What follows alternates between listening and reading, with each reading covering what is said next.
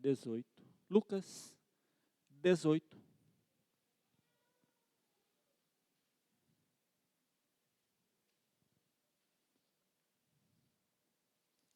Três lições para quem está indo para o céu. Estamos indo para o céu. Graças a Deus.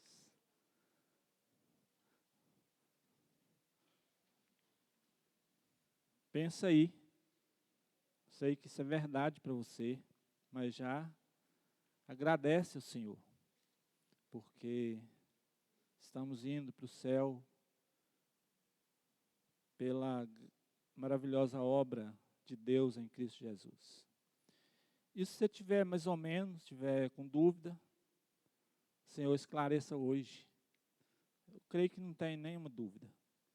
E o texto é apenas para confirmar, né, aquilo que nós já sabemos, e o Senhor nos fortaleça nessa caminhada. Mas é sempre um tempo de ajuste. O melhor crente tem que ajustar toda hora. Imagina nós, né? Então a gente tem que pensar nisso. Então, o texto de Lucas capítulo 18, versos 18 a 23, que fala sobre o tesouro no céu. Já leia a palavra, agradeça e peça ao Senhor que te dê uma iluminação sobrenatural, para que você saia mais entendido ainda. Porque se a gente não orar e o Espírito Santo não agir, a gente só vê a letra. E além do Espírito Santo nos instruir, esclarecer, Ele também é poder para a gente poder avançar. Tá bom? Então a leitura é alternada, porque é sempre bom a gente poder participar, né? Enquanto eu leio, vocês pensam, enquanto vocês leem, eu estou pensando na leitura, e assim vai, né? Diz assim, a palavra do Senhor, me ajudem aí, por favor. Certo homem de posição perguntou-lhe: bom mestre, que farei para herdar a vida eterna?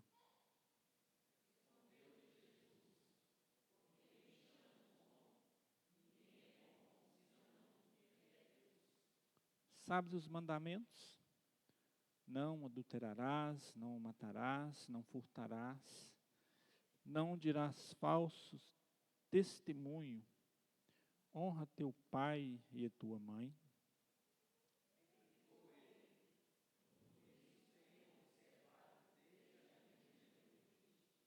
Ouvindo, Jesus disse-lhe: uma coisa ainda te falta. Vende tudo que tens, dá aos pobres, e terás um tesouro nos céus. E depois, vem e segue-me.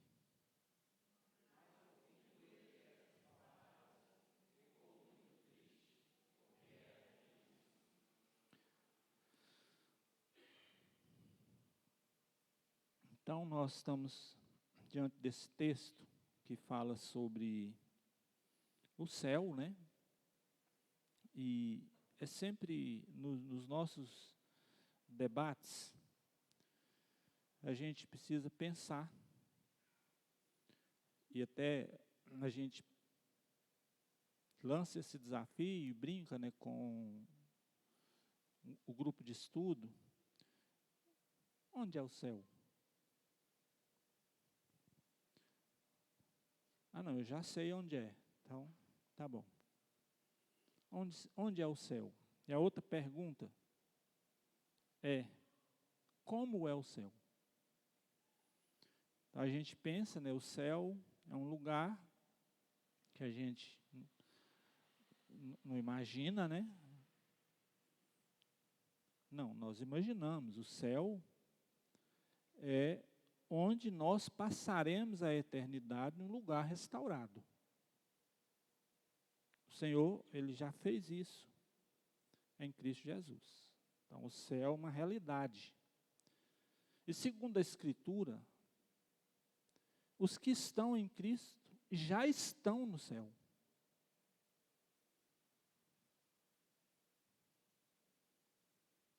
Mas como é o céu? É um lugar indescritível. No livro do Apocalipse, no capítulo 21, fala que o céu é um lugar onde não existe lamento, não existe sofrimento, não existe dor, não existe angústia, não existe aflição, não existe morte, não existe pranto, não existe luto. Porque diz o texto, essas coisas já passaram. Quando a gente chegar no céu, o que tem hoje passou. E o apóstolo Paulo, ele tenta elucidar o céu, dizendo, nem olhos viram, nem ouvidos ouviram, nem jamais passou pela mente e o coração humano o que Deus tem preparado para aqueles que o amam.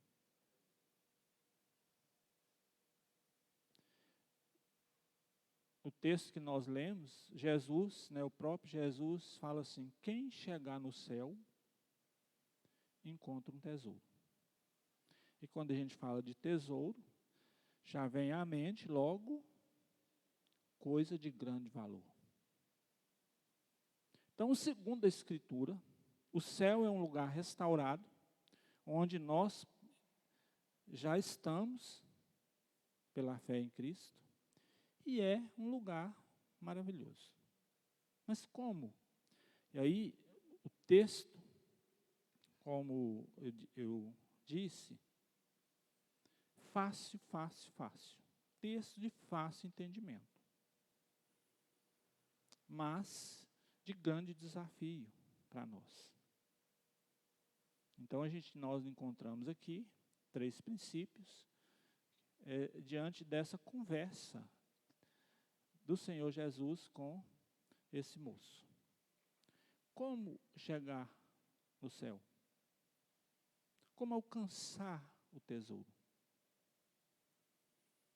E a gente tem, então, o primeiro ponto para se pensar, não se chega ao céu por boa representação aqui na terra.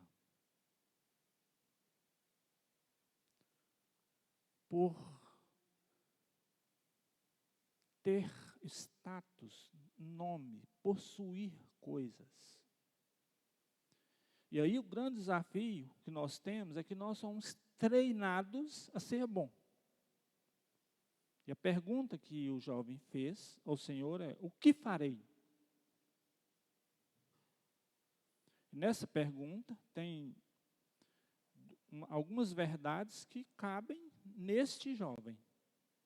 Mas antes disso, nós temos que pensar e nós somos treinados a viver por mérito. Aliás, quem não tem mérito aqui na terra, sai perdendo. Em tudo, nós temos que ralar, chegar primeiro. E aí, qual que é a pergunta? Quando alguém vai te avaliar, cadê o seu currículo? Não tem. Tem que ter. Se não tiver, nem lá você chega. E além de ter o currículo, ele tem que ser bom.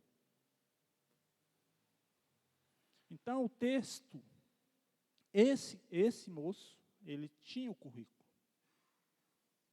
O texto fala que ele começa o verso 18 dizendo, homem de posição.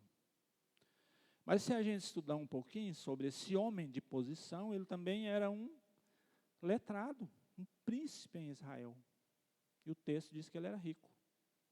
Por isso que ele faz a pergunta, o que farei? Tipo assim, se precisar pagar, posso. Então isso não leva ao céu. Então, boa representação, posição, tudo isso que é muito bom, que aliás tem que ter, né? Mas para ir para o céu, isso não é suficiente. A segunda coisa que a gente tem no texto é que também não é por uma boa educação cristã ou um conhecimento do meio. O que é isso? Conhecer a fé, conhecer a igreja, conhecer a Bíblia, também não é requisito para ir para o céu.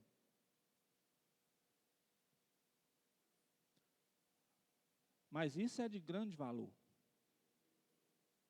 Então nós precisamos, e isso acontece conosco, sobretudo o povo de Deus. Povo de Deus, aqueles que o Senhor chama, escolhe para um propósito, nós temos e somos os únicos que temos cultura cristã. E agradeça porque você tem cultura cristã, porque você conhece a Escritura, você conhece a história bíblica e passa isso para os seus filhos. Conhece como funciona a igreja. Mas isso também não é suficiente.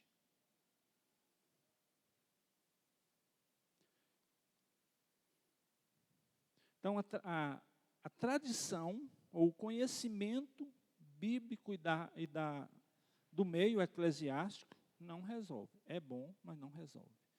Aí eu sempre falo, né,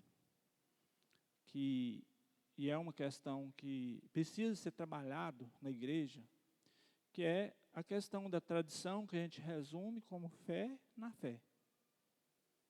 Tradição é aquilo que a gente aprende dos nossos pais, avós, né, que é bom. E muitos vivem esta realidade. Está na igreja porque aprendeu. E muitos vivem a fé dos pais, dos avós, que é o que a gente chama fé na fé. Ora lá por mim. Não é assim? Ora aí por mim. É bom, a Bíblia manda interceder, e nós temos que fazer isso. Mas se a gente ficar só nisso, na fé na fé, ou seguindo os que são de fé, por tradição, até podemos conhecer a história bíblica, que é linda, que é maravilhosa. Mas isso não resolve.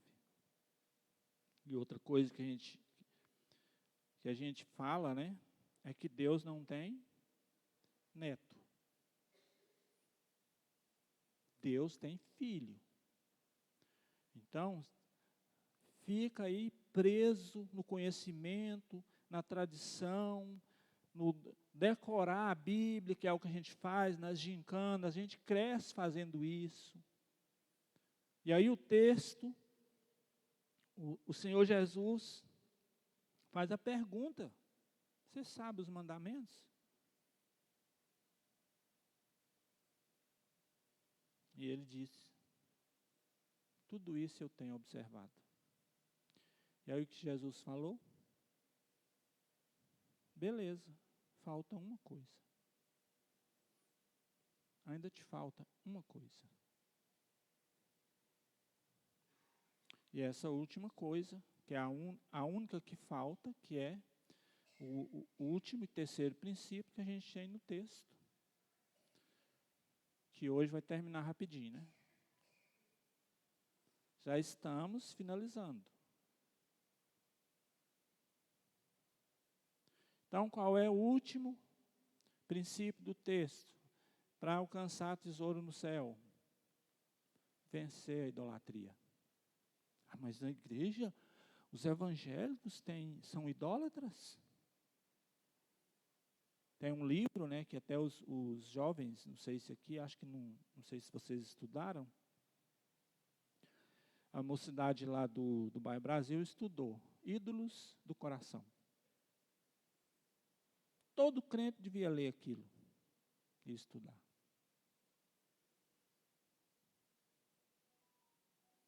Igreja evangélica é idólatra? Então, última coisa, para tesouro no céu, o céu que já é uma realidade para nós, todos nós, igreja,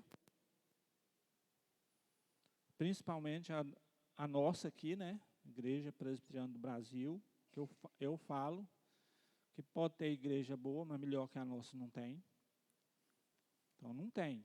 Melhor é essa. Se tiver igual, está ótimo. Então, nós que somos aqui, conhecemos tudo isso, já temos Jesus, nós vamos para o céu. Mas a gente tem que saber tudo isso. Jesus não reprovou as coisas que ele sabia. Porque ele não respondeu o jovem.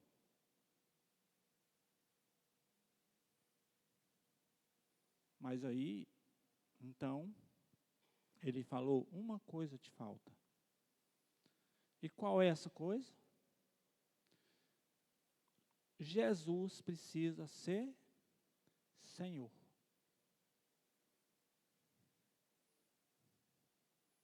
Então, na nossa igreja, que nós pregamos aqui, falamos e debatemos, que para alguns até é chato, quando a gente fala assim, vamos estudar tulipe. O que é isso? 5 pontos da doutrina reformada. Vamos debater, porque isso vai dar segurança para a gente. Eu tenho umas dúvidas. Vamos debater, para você saber. Vamos estudar aqui os 5 solas. Outro aborrecimento, porque toda hora fala nisso. Mas por que está definido assim? Um dos 5 solas é o solo Cristo. Só Cristo. E aí o que a igreja hoje tem? A igreja evangélica. Que os mais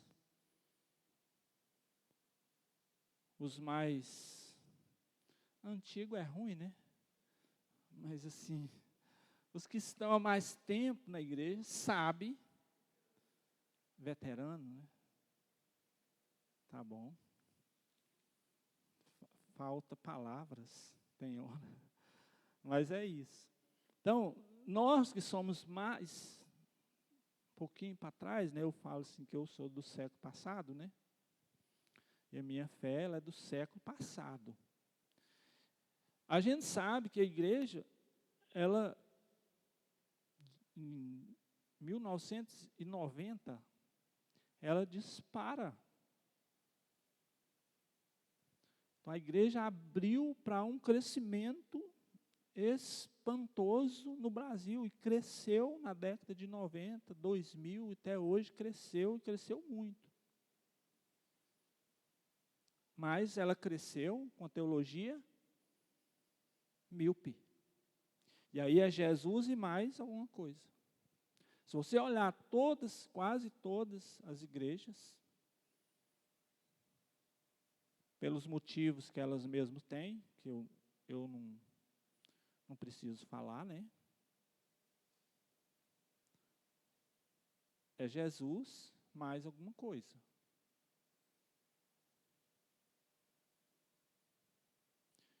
Então, o texto está dizendo, você precisa vencer o ídolo do seu coração. O texto não fala em dinheiro, mas fala que era rico. Então, rico, a gente pode pensar em bens. Então, possuía muitos bens, porque era riquíssimo.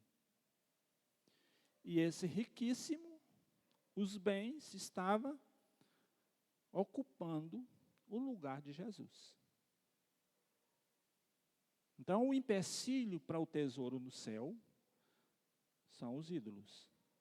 Ou o ídolo. Ou um crente idólatra. Se isso não é uma incoerência. Mas se a gente não tratar da nossa fé, se a gente não ficar pensando, se a gente não tiver coragem, se a gente não tiver um esclarecimento, e mais do que isso, força para deslocar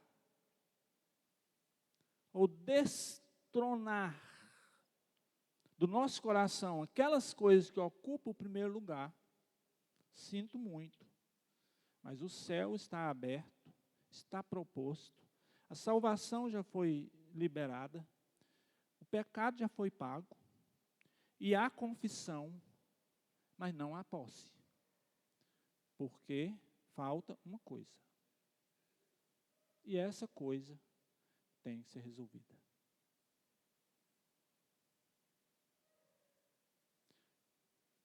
E nós, então, temos que fazer uma avaliação sempre da nossa vida.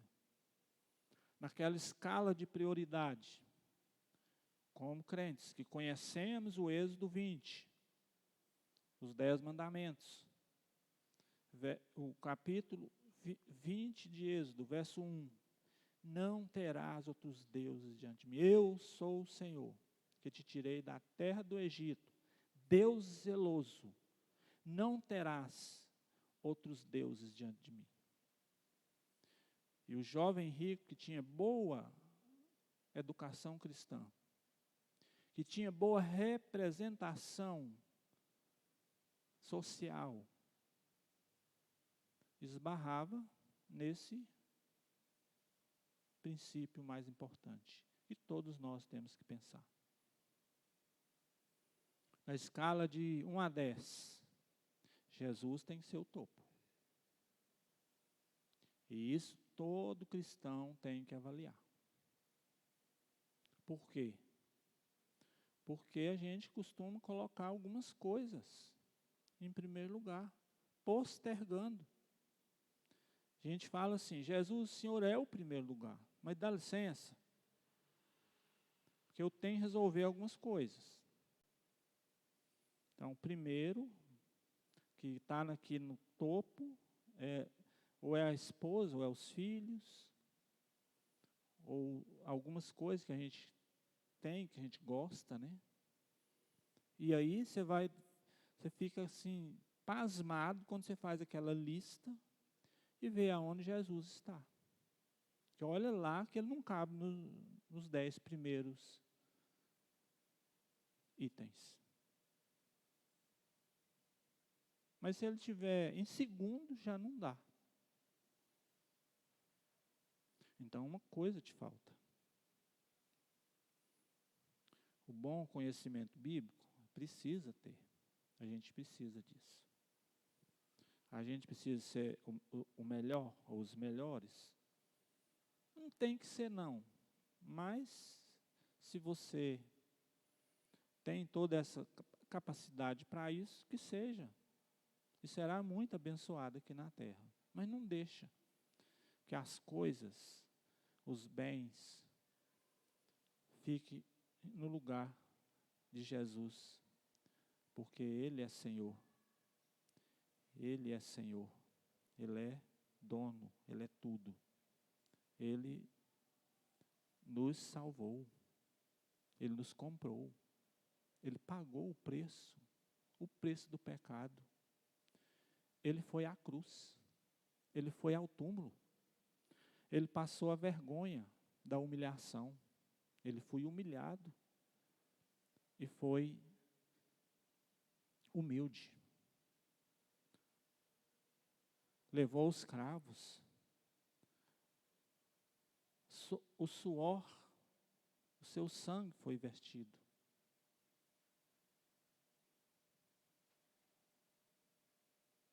Esteve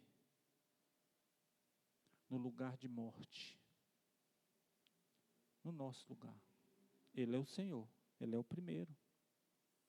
Ao terceiro dia Ele ressurgiu.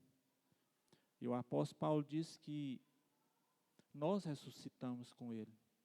Ele nos colocou, Ele está à destra do Pai, assentado nas regiões celestes, e ali também está a igreja que crê nesse nome. Porque Jesus, ele é preeminente, ele é o primeiro, ele é o cabeça, ele é o Senhor, ele é o Rei.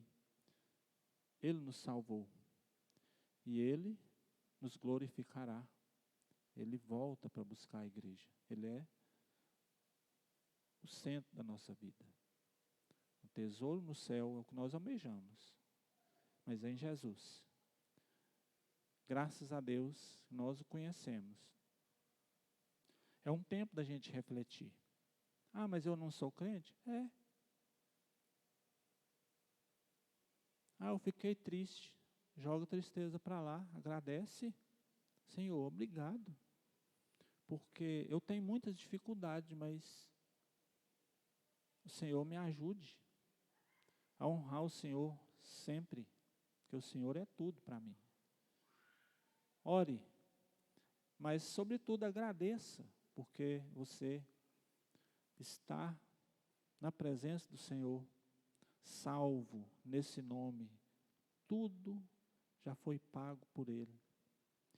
E Ele te libertou. O apóstolo Paulo fala assim, Ele nos transportou, Ele nos mudou de reino. O reino que era de morte, de trevas, Ele nos transportou para o reino do Filho do seu amor, o reino de luz. Esse é o tesouro. Graças a Deus. Feche seus olhos. Pai, nessa noite te bendizemos, agradecemos pela tua palavra. Agradecemos por Jesus. Agora, Pai, mais uma vez, pedimos perdão pelos nossos pecados. E que o Senhor esclareça de maneira muito límpida as nossas mentes e coração. Mas, Senhor, também pedimos força, vigor, no poder do Espírito Santo. Renova a nossa fé, abre os nossos olhos, para que todos os dias tenhamos força para vencer todas as dificuldades da natureza pecaminosa, dos empecilhos. Mas obrigado, porque tudo isso o Senhor já venceu por nós. Agradecemos, oramos, que o Senhor guarde as famílias, guarda o Senhor nessa semana, retornando para a nossa casa, para o trabalho, guarda os filhos. E obrigado por Jesus, que é o nosso Salvador e Senhor. Amém e amém. Retorno a palavra para o Hugo. Cadê o Hugo? Ali.